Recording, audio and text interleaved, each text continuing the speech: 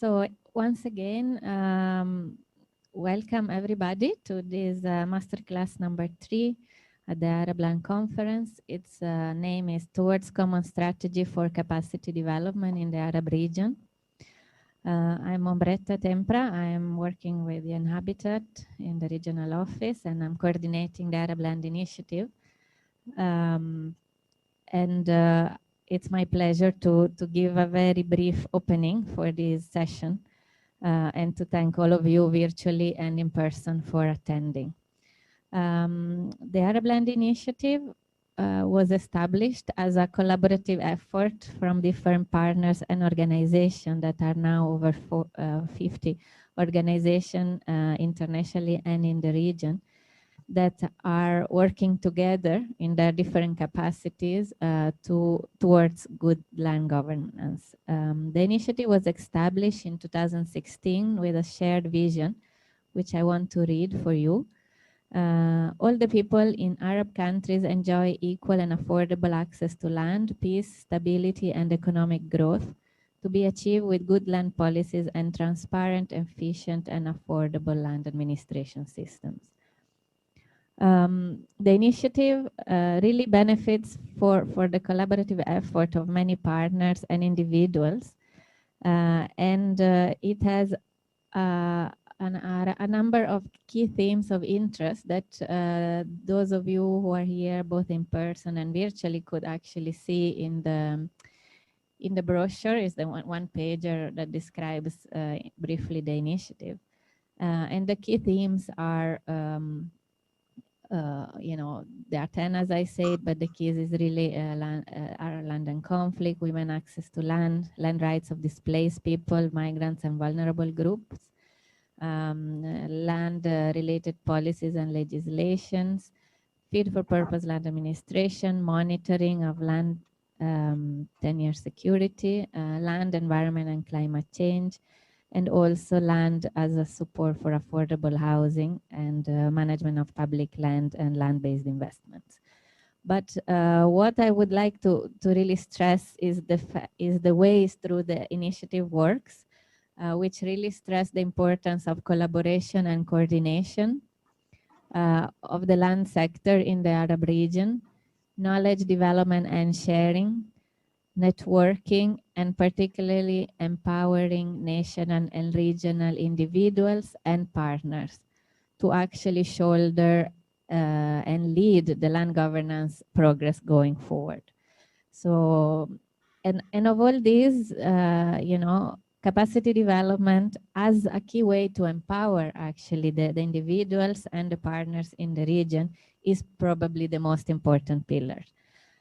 So I'm particularly happy to open this masterclass that will actually focus on, hearing what effort has been done so far and moving towards a common strategy on capacity development for the way forward that all of us in our respective capacities from our respective organizations and positions, we can actually collaborate on and make sure our efforts bring a bigger impact. With that, I would like to thank you again for being here with us today. And I'm handing over to Willy Zimmerman, which is the senior advisor, and I would also say the father of one of the fathers and mothers of the Arabland Initiative, to chair the session and take us through the program. Thank you so much. Thank you very much, Ombretta. Good morning, everybody. Good afternoon, good evening, wherever you are. It's my privilege and it's my pleasure to welcome all of you in the Arab region and beyond the Arab region. Let me start with a statement. Capacity development is the key to enable land governance in the Arab region. It's the real key story.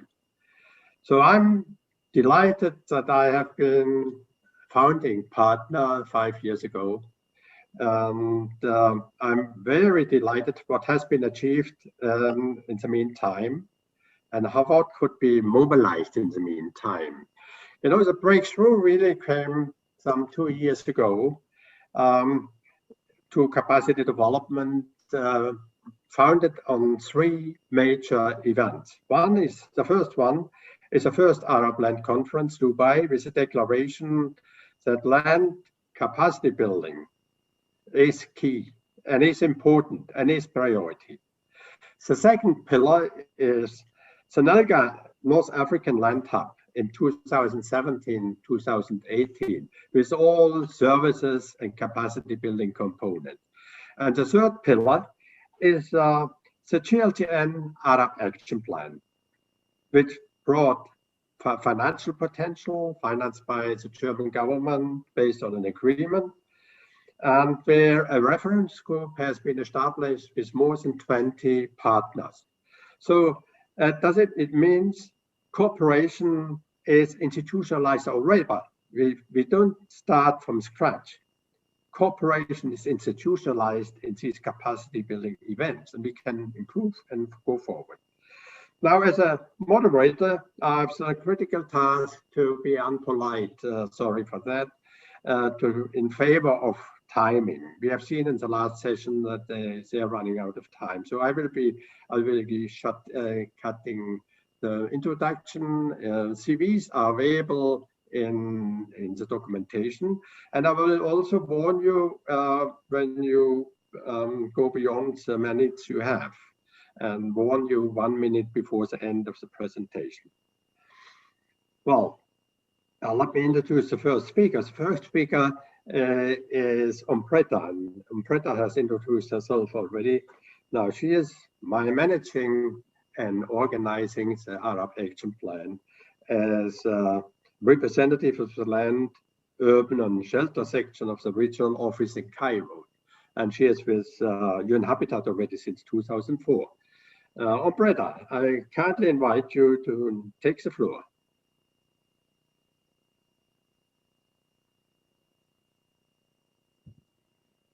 Thank you, Willie. I am getting my presentation on. Just 1 second.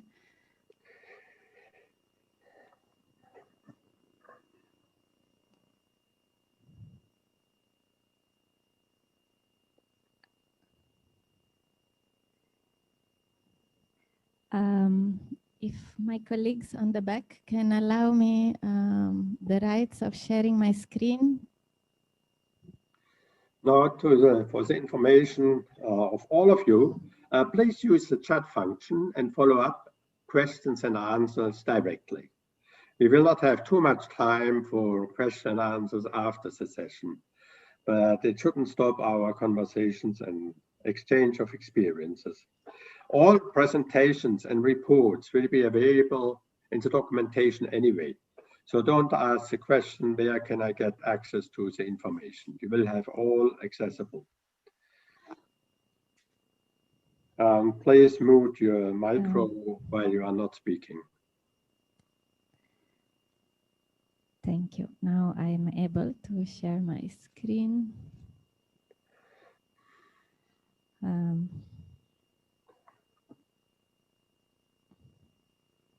I believe.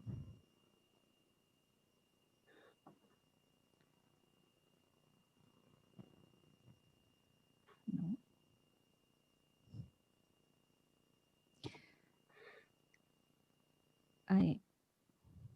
It doesn't. Yeah, I think it does now. Yes, I think you can see it now. So apologies for this delay. I will move to basically the zooming in now on the capacity development component of the Arab Land Initiative that is actually defined with a definition that is not ours, but that really summarizes the key aspect that we look at. The process through which individuals, organizations, and societies obtain, strengthen, and maintain the capabilities to set and achieve their own development objective over time. So we can see that these are the 3 layers of capacity individual, organization, and societies as the enabling environment of this capacity, that it really needs to be focused on achieving what are the objective that societies or countries set for themselves. This is of course easily said in few lines, but not so easily achieved, especially in a sector like the land sector that requires the combined effort and capacity of different organizations, institutions, and different government departments of ministries that sometimes need to collaborate with each other on different levels. So what does this require? It requires a long-term vision and commitment that is really set on the medium to long term, but also requires strategic short-term intervention that are able to deliver value in the short term while building the foundation for the long-term vision. It requires a solid base on individual champions that we have the lack of having in the region, and more individual champions. Many of you hopefully are in the room as a panelist and the participants. This really is what brings this work going forward in a sustainable manner, and a growing network of organizations and institutions from the region that will lead the land sector forward in the years to come from inside the countries where the change needs to be achieved, in this case, the countries in the Arab region. And of course, there is need some funding support. A lot of partners are contributing in kind with their time and with their organizational assets that each of the organizations that are part of the initiative put on the plate to go forward, but also need some sustained financial efforts from some donors that have this vision and share this vision, and particularly the sustainability of this work going forward. In a nutshell, I'm not going to read what we have now, but we have quite a lot ongoing in terms of partnership signs and researches ongoing, expert group meetings, knowledge sharings, events, and that really, were very successful and led the ones we had so far, and hopefully the one we'll have in the coming months, that really brought the partners to take the lead on these thematics, and really create sort of a thematic smaller platform around those themes, and a number of country level intervention that we support together. It's very important to also mention the knowledge platforms that exist, which are the Arab Land Initiative website, but also linked to other knowledge platforms that exist, including the one facilitated by the Hassan II University, the NELGA North Africa node that is now currently joining us from the previous masterclass. Also FAO has a lot of material in there. Platform, International Land Coalition, and others. So we really are enriched by these partnerships. So to conclude, what we want to have in the next 3-4 years, if we work towards building a partnership on the way ahead, we want to keep nurturing and building on the partnerships developed so far as UN Habitat, as GLTN, but also as the partners of the Arab Land Initiative. We want to further institutionalizing the land governance work into regional and national institutions, because we see this is a key for sustainability. And therefore, we want to give space and hand over some of the function that we've been coordinating from our side to national and regional institutions as applicable. We want to focus further on decision makers. We worked a lot at the technical level with many of your organizations, and with this conference, for example, or also the previous Arab Land Conference 3 years ago, we want to get all this content and messages penetrating further by decision makers in the Arab countries, and we are making progress on that, but we want to work further on that side. We want to ensure that national land sector coordinations platform are ongoing in countries. Some of course are already ongoing, but we want to add to the discussion at that level, because that's where the change will be brought about. and continue playing a coordinator and convener role with you, our partners. And of course, as you know, as I was mentioning earlier, still some seed funding is needed to play these roles. We will still work towards ensuring the sustainability of the initiative. Thank you so much, and over to you, Chair. Thank you, Umberta, for this perfect presentation. Just let me recall a couple of issues you were raising. This action plan is work in progress. It's more than half time over, and it will still go on during the year 21. What is interesting, most exciting, is the generation of networks and the generation of knowledge. Give an example, 10 expert group meetings have been established and hundreds of partners in the Arab region are partner in these expert group meetings. And that has generated something exactly like an e-library. It has generating partnerships, and it's generating actually closing the knowledge gap we faced so far in the Arab region. It's a great achievement already, although we are only halfway. I would like to now invite the next speaker. The next speaker is Professor Duane. Duane, are you with us? Now let me introduce Professor Duane. Professor Duane El-Sherif is Professor of Environment Planning and Urban Management at the HBRC, the Research Center in the Ministry of Housing in Egypt. She has 35 years of experiences. She is really a stronghold on capacity development in the Arab region. And currently, she is also the director of UTI, of the Urban Training and Research Institute. Please, Duane, you have the chair. Not the chair, but the floor. Thank you very much, Willie. Can you hear me? Yeah, we can hear you. Yes. Thank you. Oh, okay. Thank you for giving me this opportunity.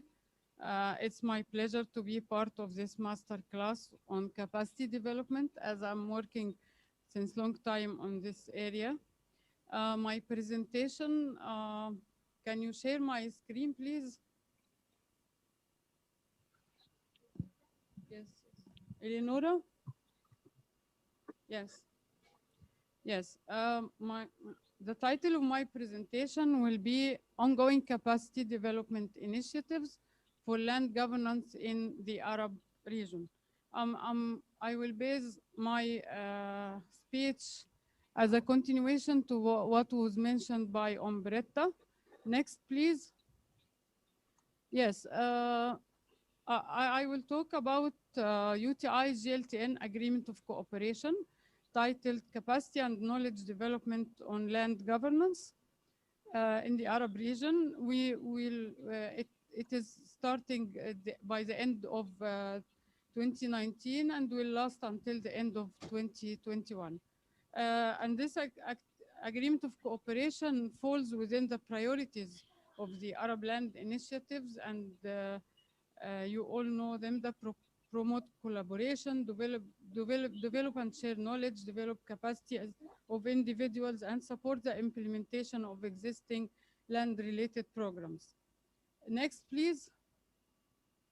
Yeah, the objective of the specific agreement of cooperation is to conduct a first assessment of the needs in the Arab region, related, of course, to land governance, capacities and existing knowledge sources, learning offers and curricula in existing institutions, needs in terms of training.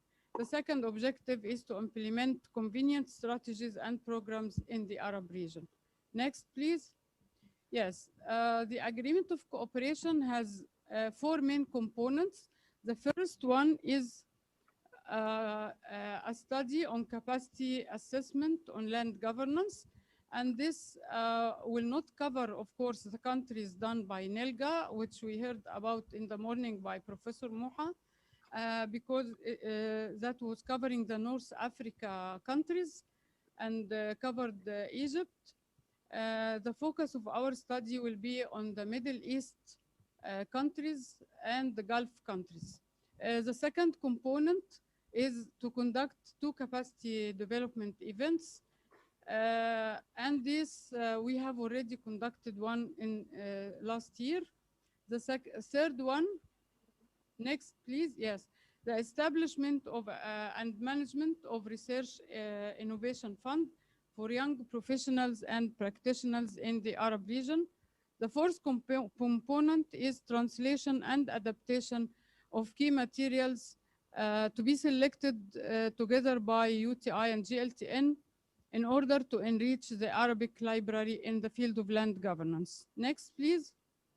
If we talk about the first component, the capacity assessment, the objectives of this component is to identify the main stakeholders in the different countries which mentioned in the Middle East and the Gulf regions, map and out diverse stakeholders and their strengths, contributions and needs, and also gathering information and preparing country reports, carry out needs assessment relating to training degrees and research on land governance, identify gaps and skills and knowledge to be addressed. Next, yes, the main areas of work is capacity needs assessment, mapping of existing institutions and learning offers. It's a bit similar to the assignment done by NELGA in North Africa. However, it will cover different regions. Next. Yes, the key land-related functions we are going to assess in the different countries: land tenures, land value, land use, and land development. We have 11 countries. We have 11 countries in the region. The 2 regions we are covering, and we are already hired some consultants, and we are on the process of doing this assignment. Next, please. The second component is to conduct 2 capacity development events. Fortunately, we could manage to conduct the first event, which was an induction capacity development and planning workshop in February 2020, 1 year ago. And that was a very good gathering of the new partners and new perspectives for the Arab land initiatives. And we had received with pleasure the other partners in the region who signed agreement of cooperation with GLTN under the same umbrella. Next, please.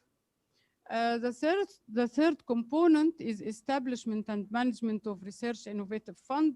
This fund is targeting young researchers and practitioners in the land governance field in the Arab region. Actually, in the beginning, the aim was to have 8 research proposal funded. However, we received 80 submissions. So it was over our expectations, and they were covering the 12 main cross-sectoral land governance themes which were proposed in the call. At the end, we would like to thank GLTN for their flexibility, and they added to the grant, and finally we could manage to have 17 research granted, which were awarded through this research fund starting July 2020. We have, out of these 17, we have 12 in English and 3 in Arabic and 2 in French, and they are ongoing and about to be finalized, and hopefully we can publish them by August, maybe, inshallah. Next, please. Yeah. The fourth component is the translation. So I'm going now to, this is my last slide. I'm going to talk about the expected outcomes of the whole project or the whole agreement of cooperation. As I mentioned before, we have 11 studies on capacity needs assessment at country level in the 2 regions. So it is expected that by the end of this agreement of cooperation, we will have 11 reports describing the capacity needs assessment in 11 countries, in addition to 2 regional analysis reports, one for the Middle East and the other one for the Gulf region. These reports should reflect the reality of the problems related to various needs of the Arab region countries. In addition, the second outcome, we are expecting to have 17 innovative research finalized and published, addressing different issues from different Arab countries. Yes, really we have a good combination of themes and countries and context. The third outcome, which has already been in reality, is expanding the network of experts and institutions, and UTI, our institute, will link up with new partners and develop new relationships with the Arab organizations. The next expected outcome is to have a number of translated materials regarding land governance translated into Arabic on different land-related issues, and this will enrich the Arabic library, which indeed lacks this kind of publications. The last expected outcome that we are going to build on the existing regional network of expertise in land governance, GLTN, NELGA, ILC, AUC, etc. So I had also to write here that one of the main expected outcomes of our cooperation with GLTN is this successful event, that it is our pleasure to be part of it. By this, I end my presentation and I'm open for questions. Thank you very much. Thank you so much, dear Duane. Thank you for the excellent presentation. Really, this work in progress is fantastic. And let me go back to a principle, a basic principle Preta and you were mentioning. The principle is all research and all expert group meetings must be organized and developed by professionals and individuals from the region, from the Arab region. Only in this principle, based on these principles, we will have a mobilization of all potential resources in the region. And what has been achieved the last 2 years is really spectacular already. Thank you so much for your excellent presentation. I'm now moving to our colleague from FAO, to Jean-Maurice Durand. He is seconded from expertise in France to FAO as a senior land tenure expert. He's portfolio manager for a group of projects and initiatives in Africa, West Africa, but also especially in the Arab region. And I'm especially happy that when he joined FAO in 2004, that he is really the land tenure expert in also in application of voluntary guidelines in North Africa. You know, no one else but Shaw has been implementing voluntary guidelines on an operational scale. And I must remind you, just let me remind you, when I was co-partner of FAO 2013 for the first awareness raising workshop, it was totally chaotic in this time. We couldn't speak, we couldn't have dialogue between governments and civil society. Now, Shaw has created an atmosphere of highly operational working environment. I'm happy to have you on board. The floor is yours, Shaw. Thank you very much. I will share my screen for delivering my presentation.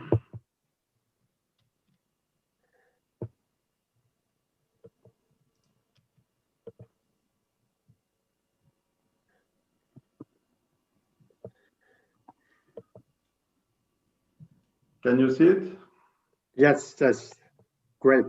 I try to share the, okay. Okay, thank you very much, Billy, for this nice introduction. I will present the perspectives of FAO actually for involvement in and contribution to capacity development in the Arab region on non-tenure.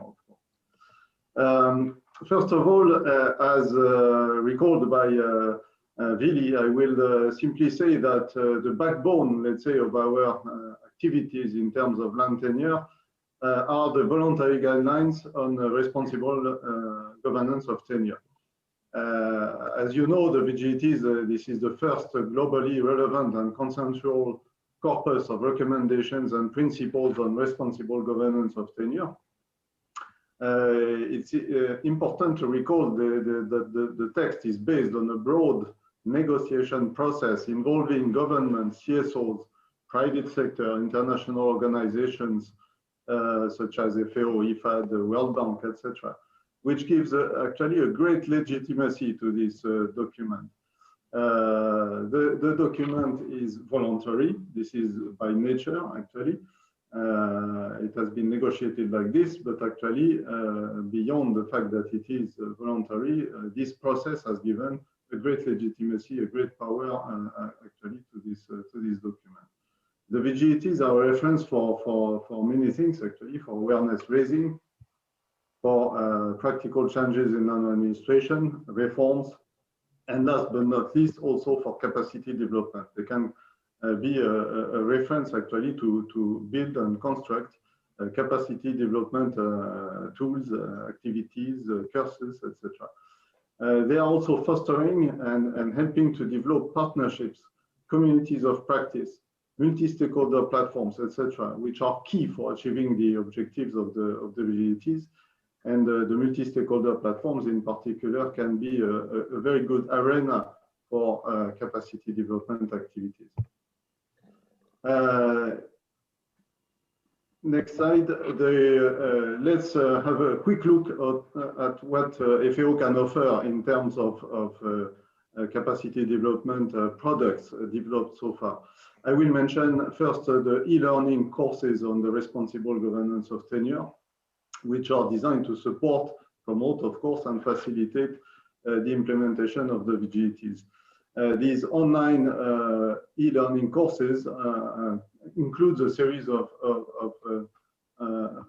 courses that aim to create awareness about the importance of responsible governance of tenure first, but also help to improve the capacities of various groups to implement the VGTs. The huge range of instructional methods, including storytelling, case-based scenarios, interactive tests, and exercises. And they provide additional online resources and links for additional reading, actually. The 12 different themes have been addressed, such as land conflicts, spatial planning, responsible investments, etc. I will not cite all of them, but you can find them on the website of FAO that I mentioned here. I think the presentation will be shared, so you will have this address. In any case, it's easy to find. You go on FAO website and you look for non-tenure e-learning courses, and you will find them in several languages for some of them. Second type of products that FAO has produced, the technical guides on non-tenure. Indeed, the voluntary guidelines is a relatively broad document. This is consensus obtained after negotiation. So, of course, it doesn't go into the details regarding technical issues and so on. So FAO has decided to develop a series of technical guides that address actually these specific topics. So you have 13 guides already prepared and even translated into the 6 languages of FAO for some of them, so including Arabic, on gender, governing land, women and men, for women and men, improving forest tenure, free prior informed consent, and registration, and valuation, spatial planning, and consolidation, etc. 2 guides are under preparation, how to integrate the VGTs in the work of notaries, and a technical guide that has been described in details in a roundtable on Monday, So how to integrate the vigility principle to achieve land degradation neutrality, which is a very important topic, I think, for the Arab world as well. Another type of activity that we do is actually to contextualize and adapt these documents, voluntary guidelines and technical guides. For example, in Tunisia and Mauritania, we have supported the participatory preparation and contextualization of the guide on free, prior, and informed consent. And you see at the right, on the right of my slide, the final products, which are field guides actually, for helping the local actors to ensure that investors respect legitimate tenure rights, enable the rural communities to advocate, and for technical staff also to design projects and advise. Another example is the preparation of an illustrated guide for improving pastoral land governance and peaceful transhumance. This is in Niger, an adaptation of the technical guide on pastoral land. But I think this is also a type of product that can be of interest in the Arab world. Beyond these products, what are the possible thematics on which FAO can engage in the Arab region? Not only in the Arab region, but in particular. I mentioned already this, but this is very important to me actually, the promotion and facilitation of sustainable multi-stakeholder approaches, mechanisms, in order to recognize actually and protect the legitimate tenure rights. We are talking, for example, of multi-stakeholder platforms, as we have supported setting up in Mauritania, for example, to contribute to the dialogue, peaceful dialogue, actually, on the land reform process. As I said already, I think these platforms, where they exist in several countries, Senegal, for example, Mongolia, etc., can be a very good arena for capacity development, as we gather in these platforms all the actors from private sector, from government, from the civil society organization. And it's very interesting to actually organize training sessions and capacity development activities in this kind of arena, where the different actors can confront actually their ideas. So this is an interesting aspect. FAO also intervenes in Sdg Indicator 5A2. We are custodian agency for the Indicator 5A2, which aims at measuring actually the integration of women land rights aspects in legal frameworks and policies. So this is something which is highly relevant as well for the Arab region, as this has been said during the 2 last days. So FAO has an active role in that. Sorry, I go back to the supporting the preparation of policies of law and laws. We are quite active also on this front, and we are helped by the legal department of FAO on that, which can provide some support. We are promoting and testing innovative notions also, such as water tenure, the notion of water tenure. There was a presentation yesterday on that in the session. And as already said, the Nexus land tenure, land degradation neutrality, for which we are preparing with UNCCD, the technical guide.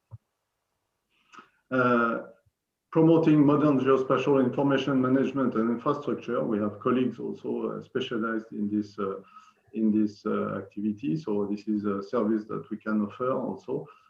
Also by using some FAO developed products such as Solar Open Tenure, which are electronic means actually to register community rights.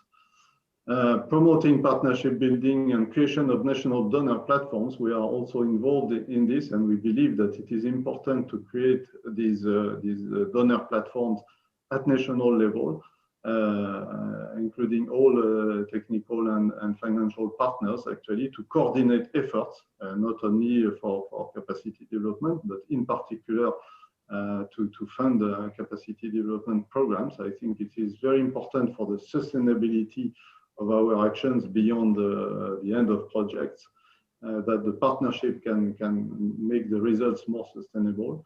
And we also can engage in post-conflict tenure management issues. I think we have had some activities in some countries about that. This is also something that we can, I think, offer. My last slide is to say thank you very much, shukran, and to give you the email address, actually, where you can find almost everything that I have cited in my presentation, such as the technical guides, the e-learnings, etc. Of course, you can go very easily on internet on the FAO website and find these documents. They are free of access. I mentioned it. Thank you very much, Vili. The floor is yours now. Thank you, shukran, Maurice. It was his excellent presentation. Let me highlight 2 points, please. First, you talked about conceptualization of voluntary guidelines, technical guides to a country situation. This is the most important topic because voluntary guidelines, technical guides are highly useful, but local situations differ very much so. So we are entering now a second phase of applying voluntary guidelines, and your local level applications in Tunisia, for example, Mauritania, will guide us to other countries. Let me raise another point. Voluntary guidelines in the Arab region are applied in a very late manner. You know, we only apply since 2 years, not since 5 or 8 years, as compared to other countries. So all partners, including ILC, including all civil society organizations, are really must be encouraged to take voluntary guidelines application in the Arab region into their portfolio. We are late in the Arab region, but we are not too late. We can mobilize everything now. So thank you so much. And just the last point, you have been guiding a session yesterday on land consolidation. Thank you also for applying land consolidation in Tunisia, a great example. And your partners in Tunisia are really champions, as I call to say, champions in the Arab region. That's what we need. Thank you so much.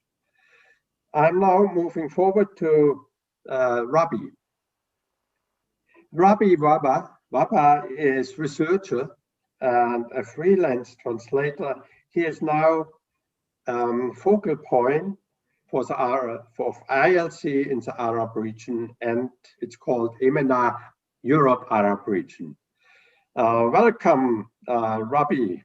You know, before joining ILC last year, he has been working as a consultant and a translator and has been specialized in working in the field of land and housing rights with Egyptian regional and international organizations. So he has experiences in this area since more than 20 years. And I'm happy also to announce he is also involved in publication of the land lines and has been involved with Housing Land Rights Network in the publication of Land and Its People in the Arab region, which publication I would also like to recommend.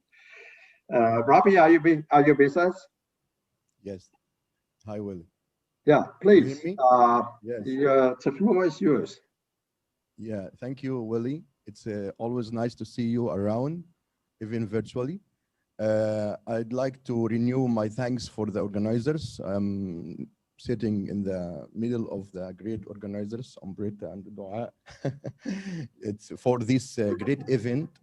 And, you know, for bringing all this information and resources of actions for the Arab region in this intricate situation and this difficult time.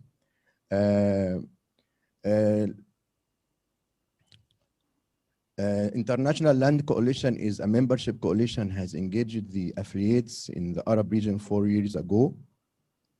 We can consider the Arab region as a new region, but a pivotal section of a bigger platform which includes Europe and Middle East, North Africa, which is a rich region privileged with a wide diversity You can imagine the north and south of the Mediterranean with all the diversity of the countries and the cultures.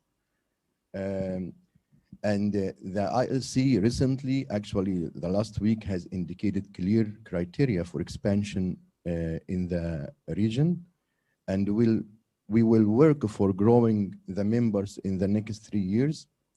Practically speaking, the Global Land Forum will be held in Jordan in March 2022. We hope that we all can attend in person after the pandemic is vanished.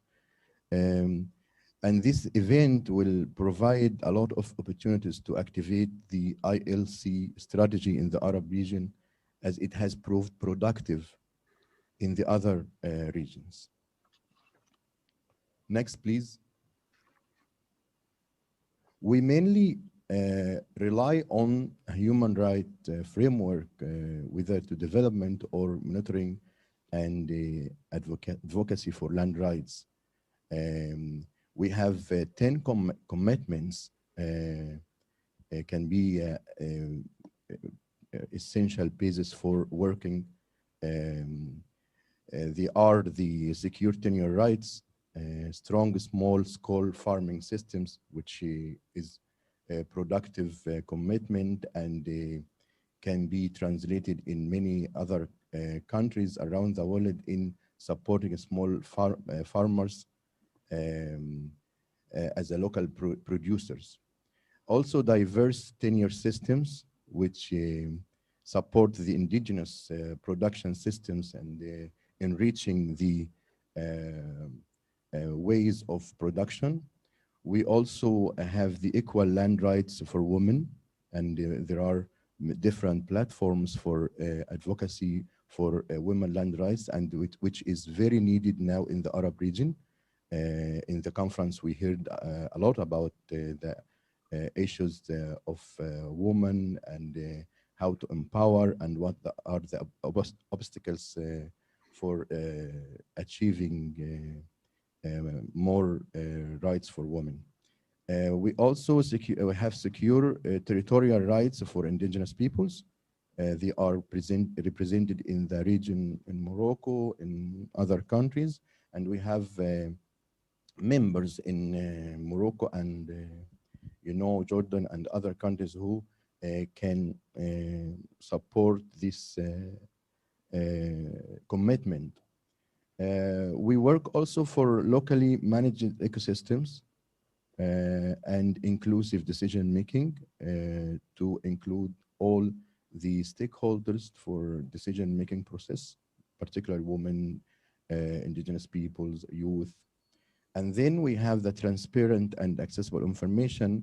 This morning, my colleague Ward presented on the Landix, and it is very important tool for getting more information based on accurate system and methods. The ninth commitment is effective action against land grabbing, which is widespread in the world and in the Arab region, of course, will be very useful to use the tools and methods of resisting land grabbing. Last but not least, the protection we can provide for land defenders. We know very well that civil society in the Arab region has suffered a lot recently because the turmoil affected the region, and the governments were obliged to take security procedures. Sometimes were hard and difficult on the activists. Next, please. From this page, we can imagine the strategy for building capacity in the Arab countries.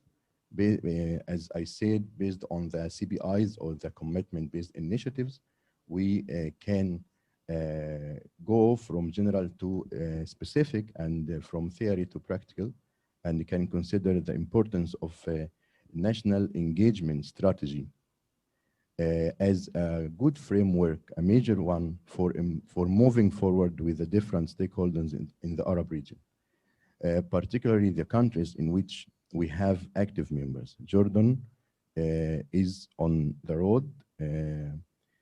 I will focus on Jordan later, but it's expected to provide the first national engagement strategy in the Arab region based on the accumulation, and the future plan will be going beyond the Global Land Forum in March 2022.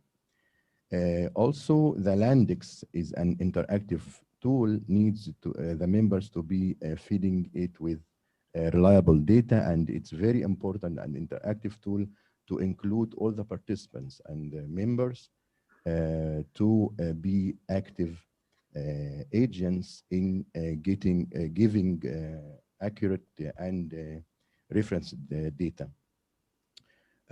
On the level of advocacy, besides the Global Land Forum, which will be very good opportunity encompassing all the stakeholders, whether international NGOs or the international institutions, the international institutions, and the governments, civil society too, will be very good event to strategize more for the Arab region.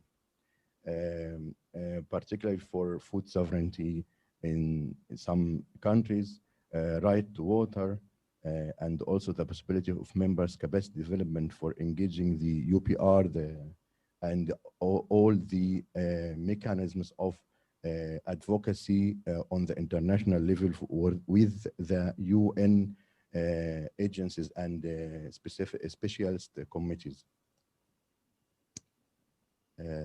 Next, please.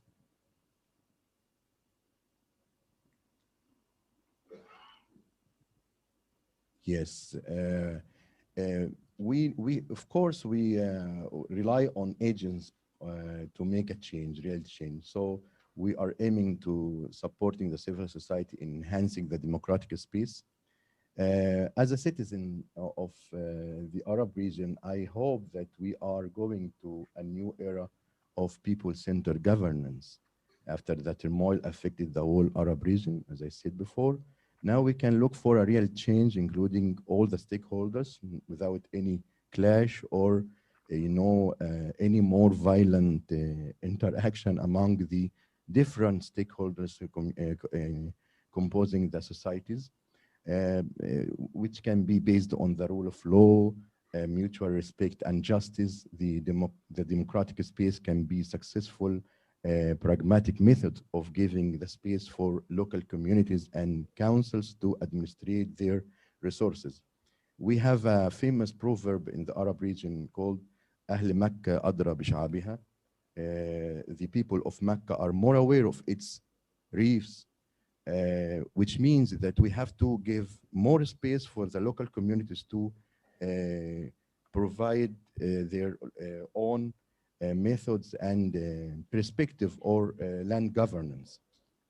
Please summarize, please. Okay, thank you. For women, the sessions in this round of Arab Land Conference were promising and positively affecting the planning and legislation opportunities. Youth and civil society assembly yesterday was also one of the most interactive activity in the conference, and we are going to follow up with the ILC members in the region to make use of the comparative advantage with the members in the whole region, including Europe, and their comparative advantage. Next, please. So we can rely on capabilities area within the ILC, with its variety around the world in good governance and accountability, gender justice, reporting, planning, and monitoring and evaluation, also resource mobilization and partnership. Next, please.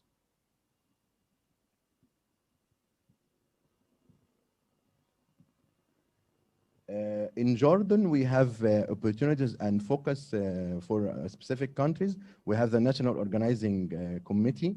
We have the National Engagement Strategy. We have the roadmap for a package of rights, working for women land rights, working for climate change, including all the stakeholders of particularly the indigenous people, the pastoralists, and other pivotal partners of the land rights. How can you contribute to the Arab Action Plan?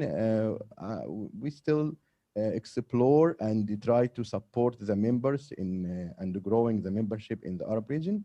And you can get more information through the EMENA website, know more about the national engagement strategy and this commitment-based initiatives, to visit Landex, and also to look at the different campaigns of the ILC, Land Rights Now, and also the land metrics, which includes a lot of data, whether on the violations or the opportunity of actions, and also the youth platform and the EMENA platform and its social capital in the region.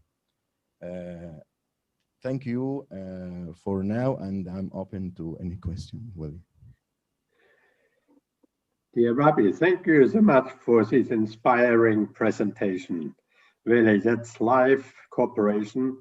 Let me just highlight 2 points. I mean, you mentioned the National Engagement Strategy Jordan.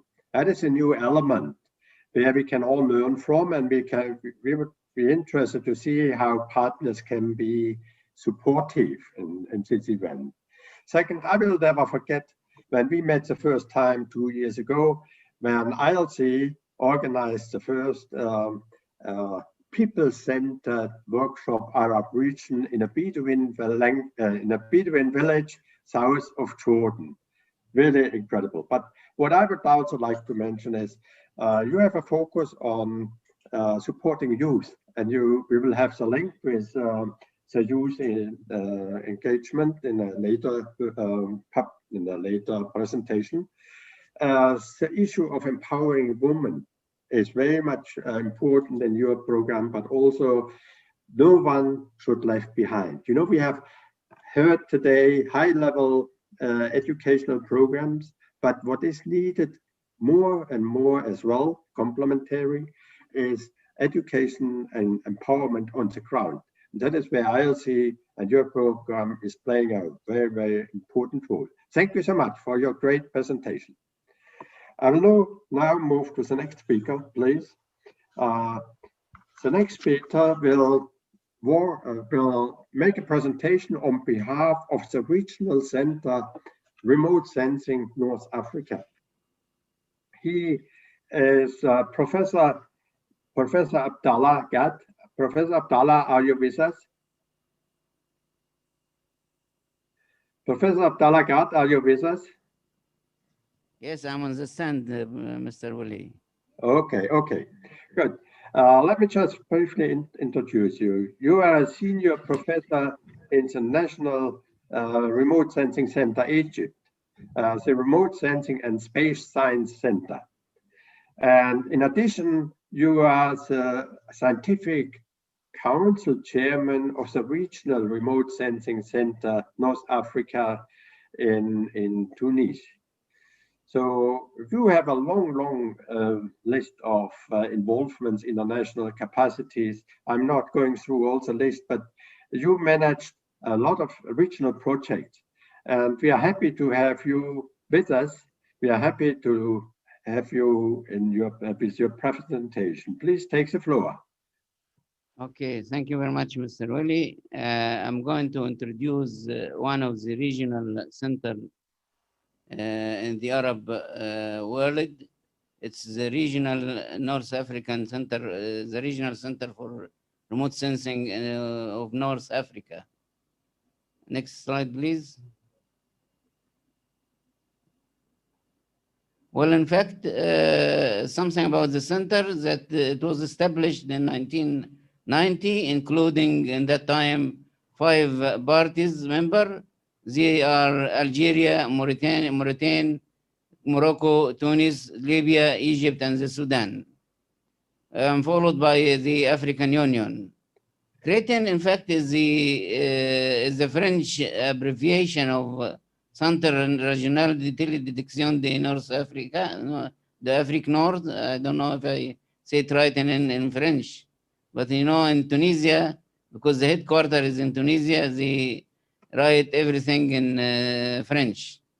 The main objective of the center is the encouraging member state institutions for two things or three things: the use of remote sensing and geographic information system in sustainable development projects and in scientific research.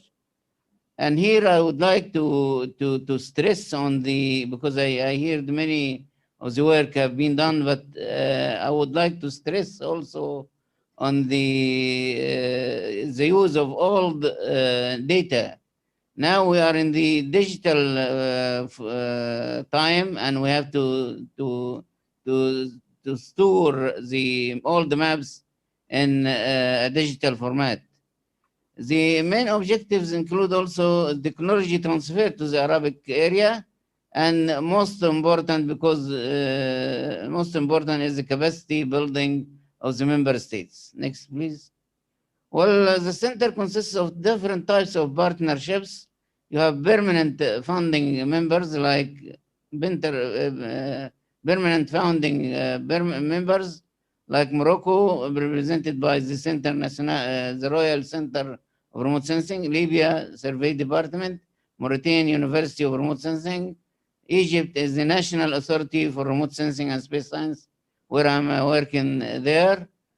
Sudan is represented by the National Survey Authority.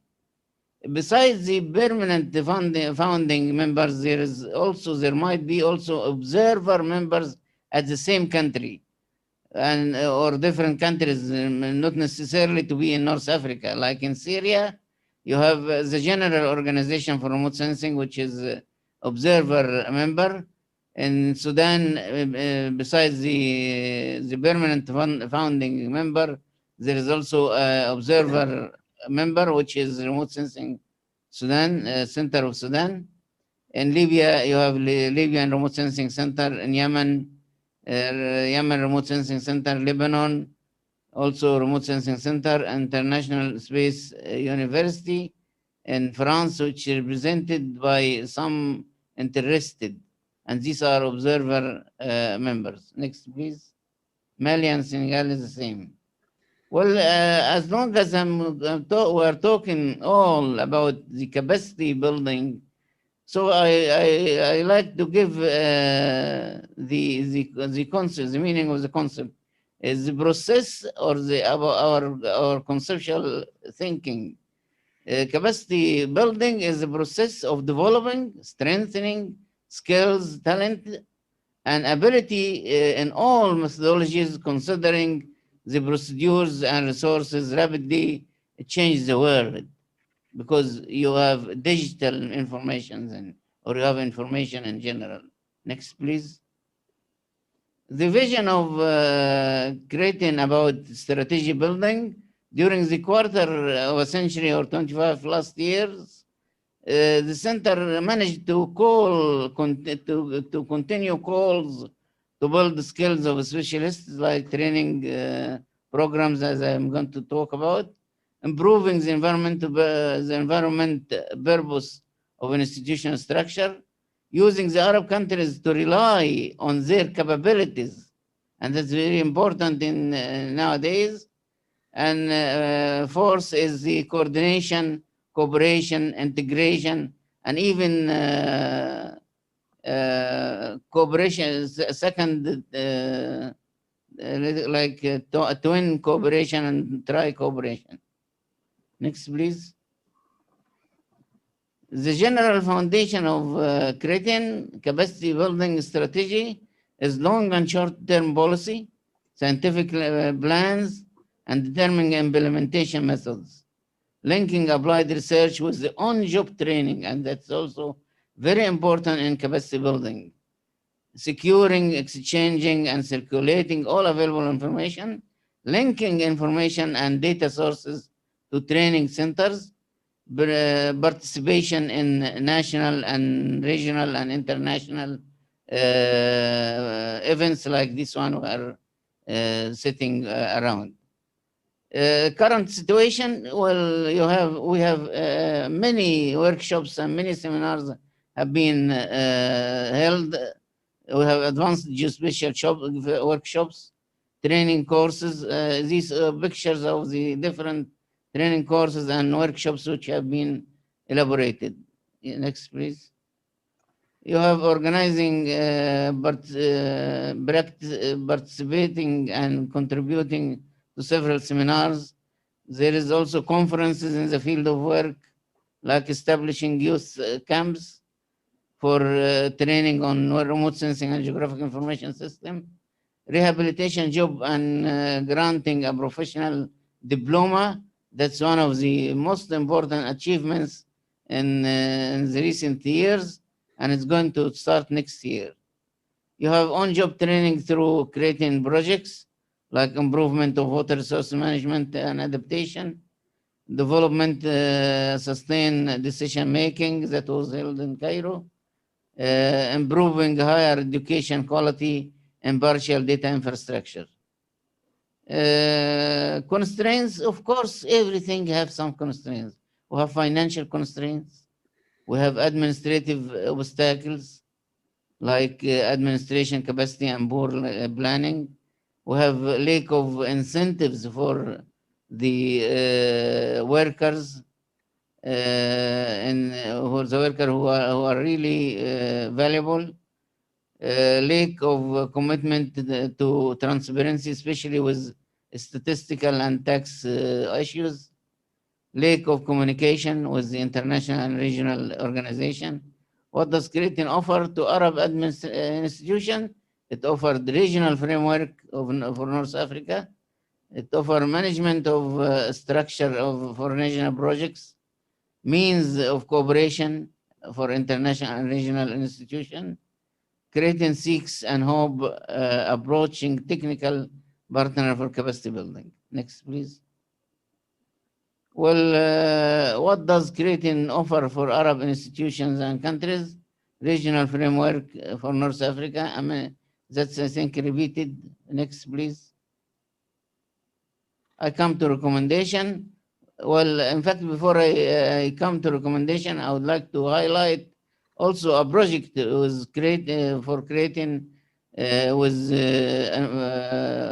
the funding of UN Habitat, which is going to where Creating is going to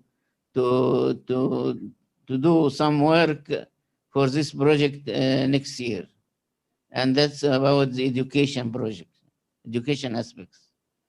From the above, from what I said, I can recommend that conducting the necessary and periodic self-evaluation is very important for capacity building in order to correct the mistakes, to avoid the faults.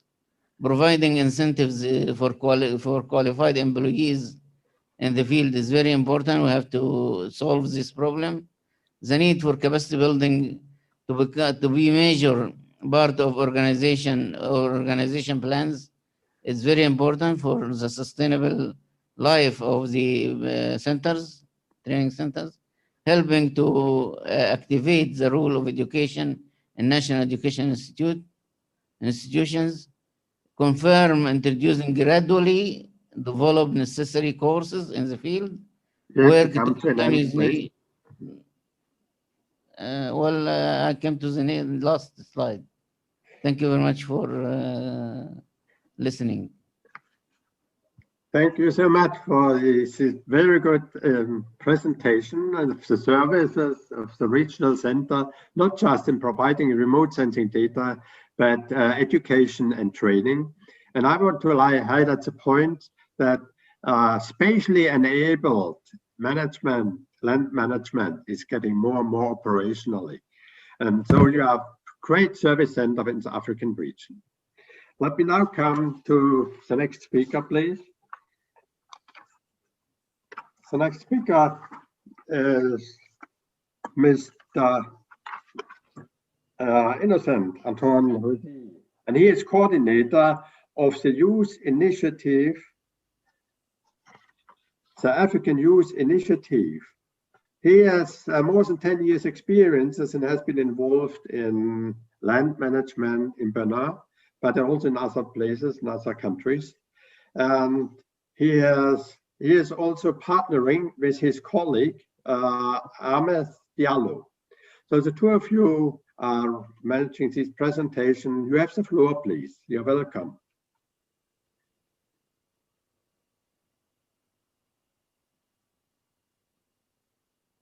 Can you hear me, please? Merci beaucoup. Je remercie je vous remercie. Merci. Monsieur Willy. Yeah. Je remercie tous les partenaires. C'est une joie pour nous, d'être avec vous.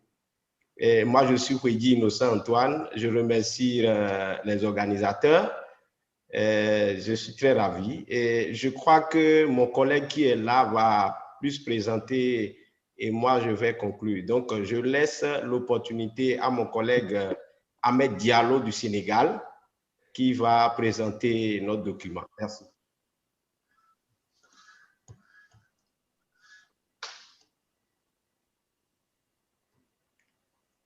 Ahmed Diallo.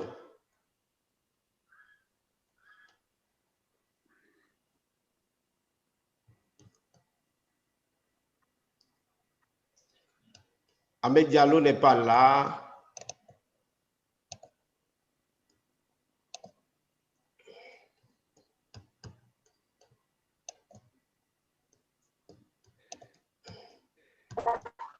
Allô, Ahmed Diallo, oui. Ahmed Diallo, vous pouvez présenter maintenant. Merci. Vous me recevez bien.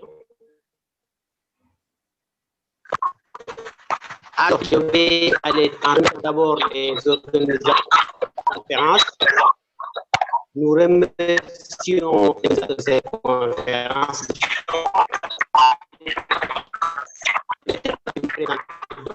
La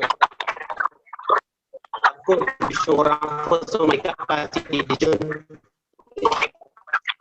Voilà. Slide.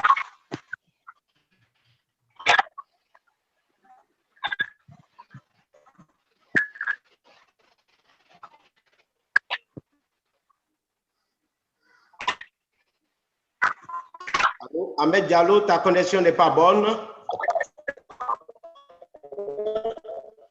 Voilà.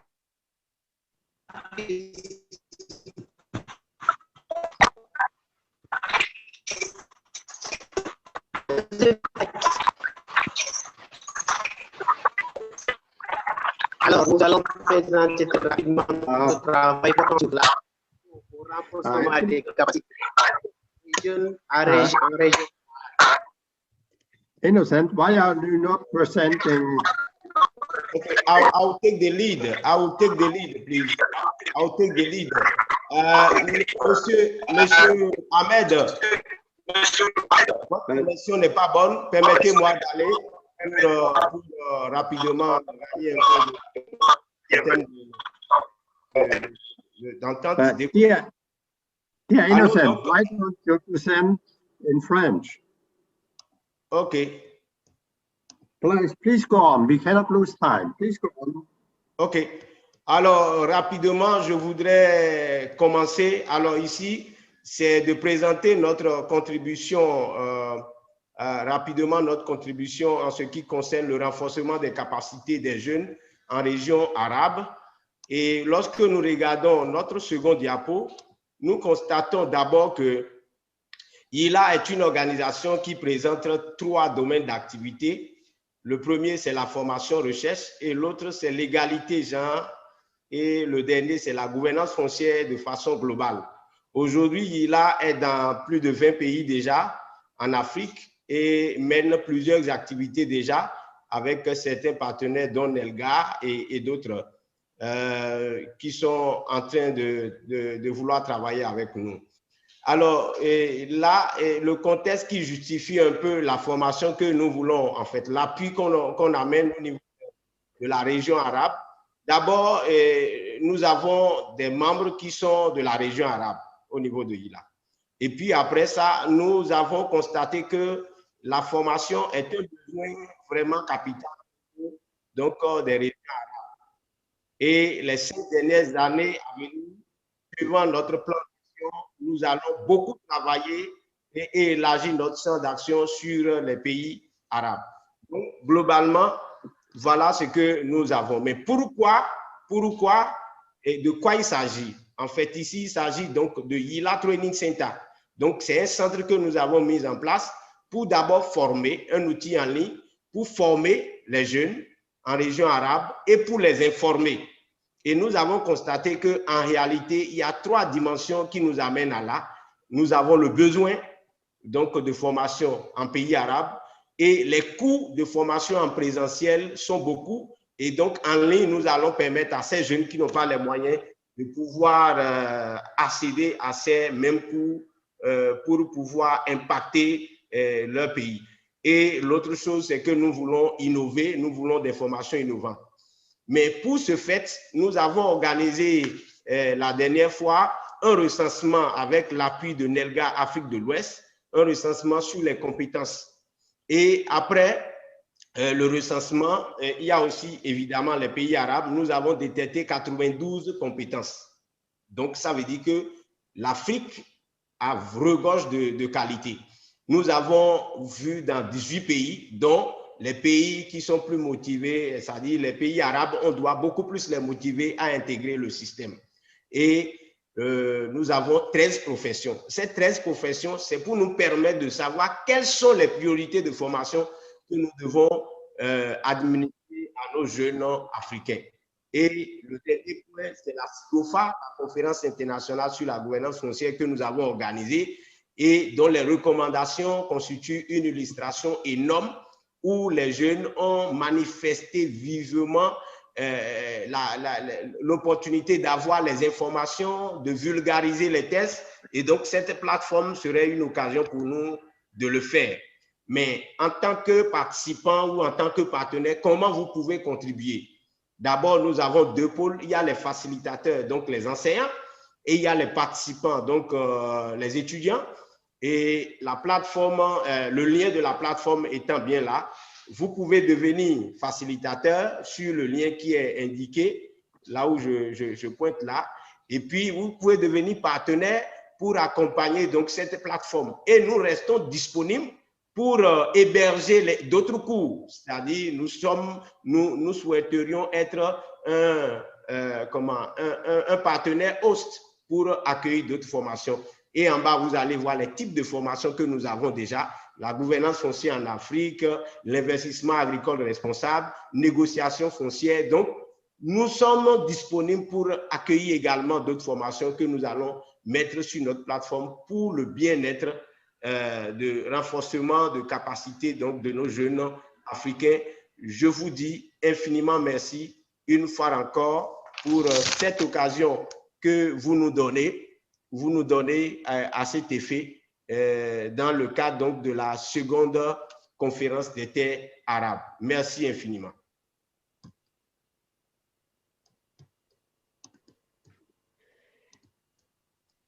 Dear Innocent, thank you so much for your excellent presentation and our regards to your colleague in Senegal. You know, we have overcome technical problems. I thank you very much for your very, very engaged presentation in favor of involving the youth in Africa, North Africa, and the MENA region. You are a fighter for getting the young generation involved. Thank you so much. I will now move to Umbretta before going to Moha, because Umbretta has to leave the session in a minute. So before Professor Moha will give his presentation, we will have a few minutes for Umbretta to make a short reflection. Thank you. There is an echo, Dr. Willie. There is an echo. When you talk, there is an echo. Umbretta, are you with us? Yes. Thanks, Willie. Thanks to all the previous speakers and also those that will come briefly. You know, Umbretta has to leave 12 o'clock sharp. So I'll just briefly say before, giving the floor again to Professor Moha El Ayachi that Again, thanks to all the presenters to show what is their vision and tools and interest in capacity development. I think there is space for a lot of complementarities and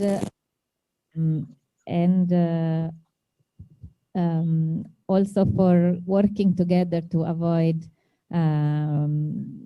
unhealthy competition, but to promote, positive competition and collaboration.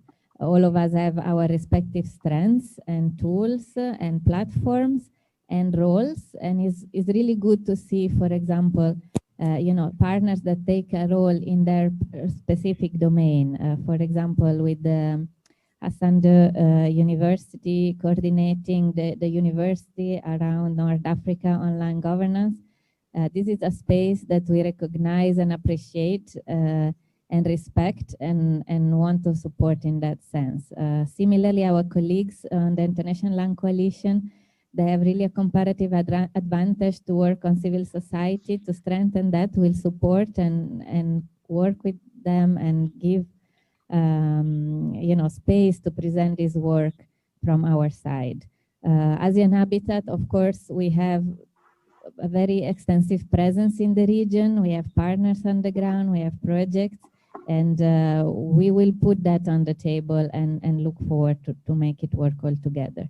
As well, we will look forward to have the outcomes of the capacity assessment that Dr. Doa was mentioning in her presentation.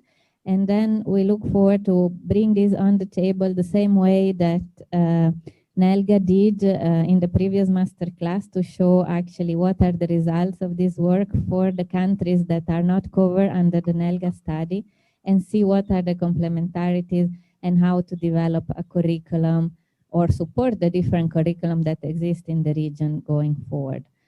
So obviously we cannot exhaust the discussion in 1 hour and a half, but we were really happy to see all the dots connecting. Also, I'm happy to have our colleagues from Critean, with whom we recently signed an agreement of cooperation for the next months to work on capacity development on fit-for-purpose land administration.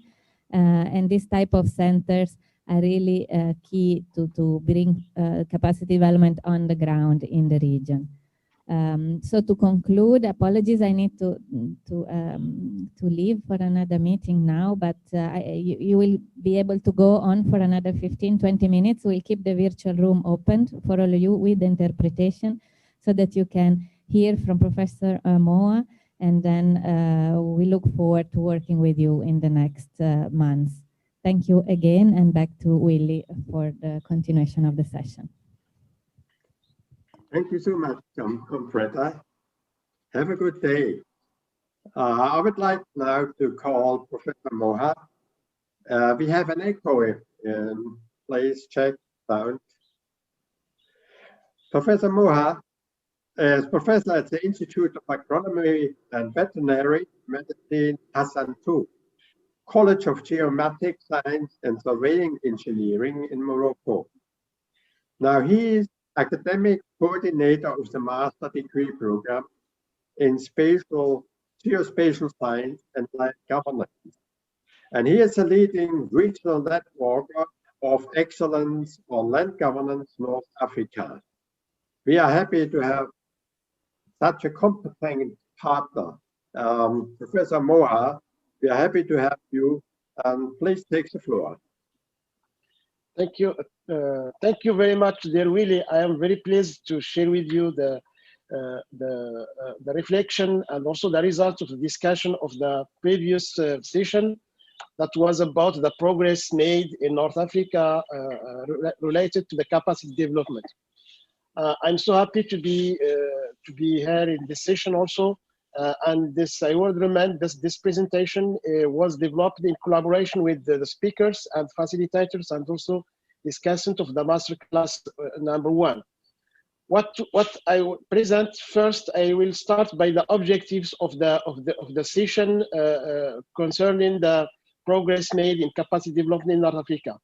The main objectives are to share first the findings and progress of the ongoing activities in the Arab world, especially from the North African countries, and also present the experience of Lebanon in setting up the land management master program in collaboration with North Africa, NELGA North Africa.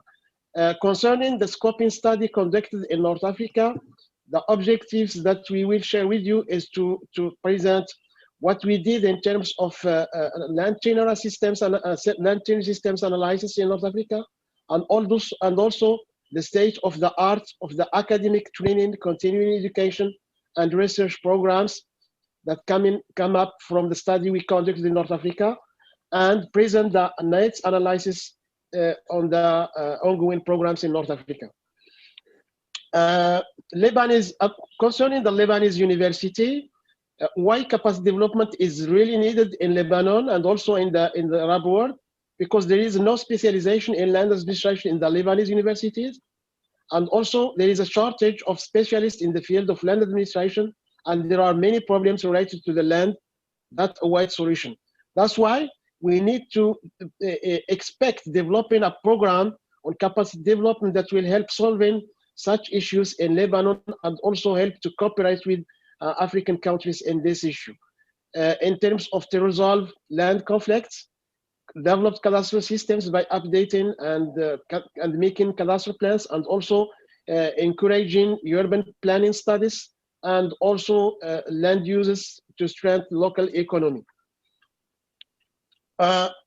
According to this constraint and to the objectives of the university, Lebanese university, they started two interesting programs. The first one is to set up a master's degree program on land management, and also to build a partnership program with NELGA North Africa members universities in order to promote the concept of land on capacity development on land governance in the Arab region. Regarding the studies, the scoping studies we conducted in North Africa, that was conducted by the NELGA North Africa, شبكة التميز في حكامات الأراضي بشمال إفريقيا. Let me remind that this our region, North Africa, is part of the global consortium of NELGA network that is composed about more than 50 partners from institutions, from universities and research institutions from different aspects of land governance. And we have five or six NELGA regional nodes. The consortium of North Africa is a consortium of the following members: Institute of Agronomy from Rabat, and the University of Nouakchott Al Asriya from Mauritania, the National School of Agriculture in Algeria, the University Tunis El Bara from Tunisia, and Cairo University from Egypt, and Khartoum University from Sudan. The study was conducted only in 5 countries: Morocco, Mauritania, Tunisia, Egypt, and Khartoum. So this study, the study that was conducted was discussed in the first session in order to present the following findings and discussions. We can remark that we have deficits that are persistent at the country levels in terms of the needs of individuals, needs of organizations, needs of societies. According to these shortcomings, to the constraints, the needs in terms of training actions are analyzed to be as developing adequate short programs to respond to the needs of urban planning and land development, to provide professionals with continuous training in a modern tools and land registration and urban planning, mapping and cadastral institution, and also to promote normalization of the processes and procedures related to the land development and land management. Also, set up the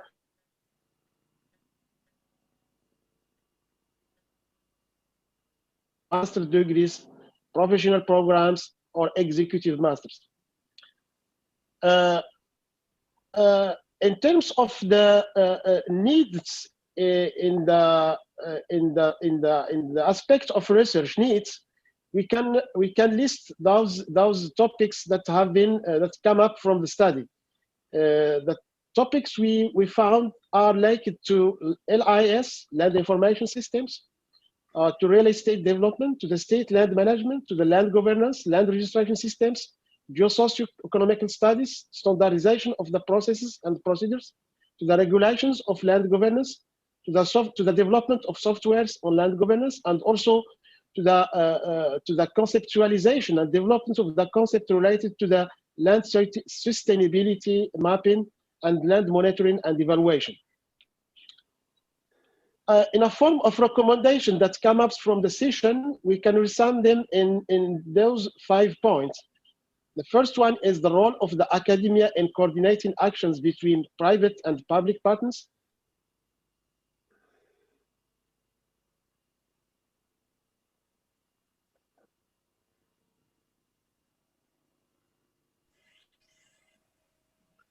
Encourage, you hear me? Yes. Encourage the integration of new educational paradigms in training and research in forms of smart tools on land governance and augmented and virtual reality concepts in the educational process, and also promote youth women initiatives for research actions on land governance, especially in the land rights access domain, and reinforce mastering strategies for good spatial and urban development, and also to share efforts in training and research in land governance.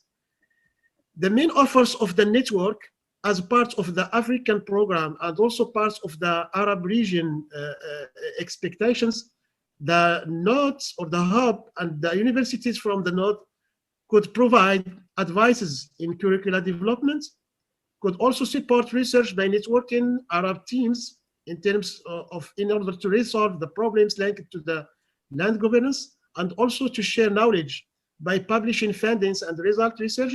We invite all the Arab region scientists, researchers, professionals to contribute in publishing and sharing the funding of their research and results within the journal, the African Journal on Land Policy and Geospatial Sciences, as is now one of the important reference at the world level. And also the NELGA node could provide support for conducting impact studies that are linked to youth, women, and vulnerable people. So there really, maybe I come up to the end of my presentation and would like to thank you very much and thank all the organizers for this interesting meeting. Thank you. Thank you so much, Professor Moha, for this excellent presentation. Now, the first masterclass this morning, 1, and the second 3 we are in now, are complementary. They are partnership programs. They are back-to-back programs. So when we talk about a common strategy, we take the results of the first session and the second session, and produce a document where also recommendations are taken into cooperation. But I'm really thrilled about the mobilization of human resources we have achieved during the last 2 years. That is a great work in progress. We are not showing the final results. What we show is the mobilization and what is in the pipeline and what can be expected for the next 2 years. And that is really something very, very spectacular. I thank you so much. You know, we are capturing experiences from the ground. We are closing the knowledge gap. You know, we have always been complaining about the gap of land-related knowledge and exchange of experience. We are going to close it. And we have an enormous lesson learned. We have the critical, the critical role of IT, I want to mention. IT is important, but it doesn't help to empower local population on the ground. So we call for attention. Capacity development means the whole package, leaving no one behind. have now policy orientation. We have heard IRC's initiative and Jordan, and also have research and have civil society mobilization and have a lot of experiences and great examples. The organization of about 12 expert group meetings so far have been a highlighting experience during the past year, and have brought hundreds of young professionals into a network of what I call the future network of young professionals in the Arab region. Empowerment takes place. Let me close this session with the last statement, which I like most. The increasing rate in current land-related education and empowerment of women is the fastest growing in a global comparison. Arab region is showing the biggest increase worldwide since 1 year. That is an incredible achievement. We know how far we have to go. It's a long way because we started from a low level, from a low rate. But currently, what's happening, mobilization of thousands of young people and professionals in the Arab region. And with this positive summary, I would like to close the session and thank, we had more than 80 participants, guests, and I would like to thank all presenters today for their excellent presentation. Now, do not ask for the presentation because all presentations will be uploaded in the internet, so don't worry. Now, what I would like to follow is there in the chat, there are question and answers. Please, presenters, please follow these question and answers and respond directly to the people who have asked questions. Thank you so much. As I mentioned, I'm thrilled and I'm happy about the result of this morning. Thank you so much.